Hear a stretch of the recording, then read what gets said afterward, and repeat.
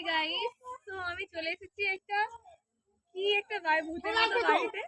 দেখুন বাড়িটা, এই যে বাড়িটা, আর সামনেটা গেলে ভালো, তো সামনেটা একটু যাই চলো।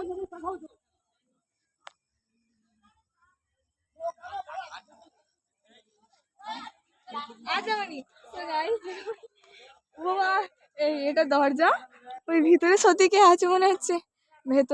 ভেতরে আরো দরজা আছে, আর ওই যে জানলা দুটো আছে দেখছি। আমার এখানে বলতেই ভয় লাগছে গাইস, আই লিটারালি এত ভয়ঙ্কর। আমি ওদিকটা গেলে আরো অনেক রকম ভূতের বাড়ি আছে, দেখতে পাচ্ছিস। হেভি হেভি আমার বাড়িতে ঢুকতে ইচ্ছা করতেছিল।